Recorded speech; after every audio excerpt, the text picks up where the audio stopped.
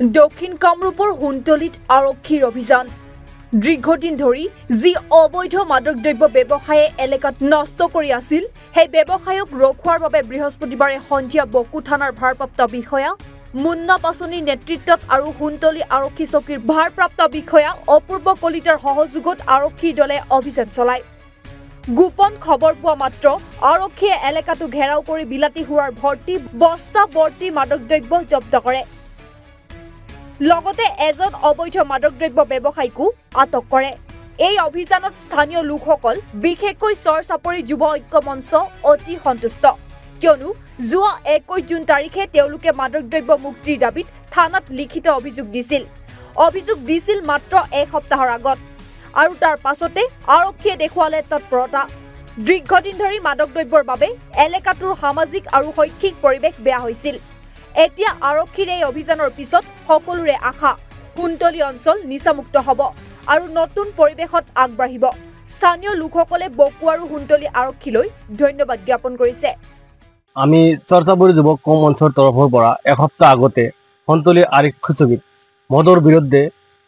আমি অভিযোগ দাখিল কৰিছিলোঁ আৰু আমাৰ অভিযোগৰ প্ৰতি সঁহাৰি জনাই আজি বকু আৰক্ষী চকী আৰু হুণ্টলি আৰক্ষী চকীৰ যৌথ সহযোগত আজি হুণ্টলি বজাৰত বৃহৎ পৰিমাণৰ বিলাতী সুৰা উদ্ধাৰ কৰিবলৈ সক্ষম হৈছে আৰু এজনক আটক কৰা বুলি শুনা পাইছোঁ এই ক্ষেত্ৰত সেইকাৰণে আমি কি কৰি বকু আৰক্ষী চকী আৰু হুণ্টলি আৰক্ষী চকীক আমি ধন্যবাদ জ্ঞাপন কৰিছোঁ আৰু ভৱিষ্যতে যাতে এই অঞ্চলত কোনো দুষ্কৃতিকাৰীয়ে বা কোনো ব্যক্তিয়ে মদৰ অবাধ ব্যাখ্যা কৰিব নোৱাৰে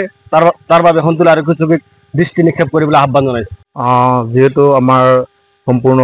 মদ ভাঙৰ নিষিদ্ধ এলেকা ইয়াত কোনো লিগেলাইজ মদৰ ব্যৱসায় নাই তথাপিও আমি দেখি আছোঁ যে কিছুদিন ধৰি আমাৰ এই অঞ্চলত মদৰ অত্যাধিক উৎপাদ বৃদ্ধি পাইছিল তাৰ পৰিপ্ৰেক্ষিতত আমি হুণ্টলি আৰক্ষী চকীৰ এখন তাতে কমপ্লেইন এখন দিছিলোঁ আৰু আমাৰ এই কমপ্লেইনৰ প্ৰতি সঁহাৰি জনাই হুণ্টলি আৰক্ষী চকী আৰু বকু আৰক্ষী চকীৰ পৰা তেখেতসকলৰ যৌথ সহযোগত ইয়াৰ ওপৰত লিগেল একশ্যন লৈছে তাৰ প্ৰতি আমি তেখেতসকলক ধন্যবাদ জ্ঞাপন কৰিছোঁ আৰু এই যি অভিযান মদৰ বিৰুদ্ধে এই অভিযান যাতে আগন্তুক দিনলৈ অব্যাহত থাকে আৰু আমি চৰচাপৰি যুৱ ঐক্য মঞ্চৰ পৰা যিমানখিনি সহায় সহযোগ কৰিব লাগে আমি সামাজিকভাৱে তেখেতসকলক সহায় সহযোগ কৰি থাকিম আৰু এই অভিযানটো পৰৱৰ্তী দিনত অব্যাহত থাকিব বুলি আমি আশাবাদী হুণ্টলিৰ পৰা সানিদুল ইছলামৰ ৰিপৰ্ট এনি ভাৰত 24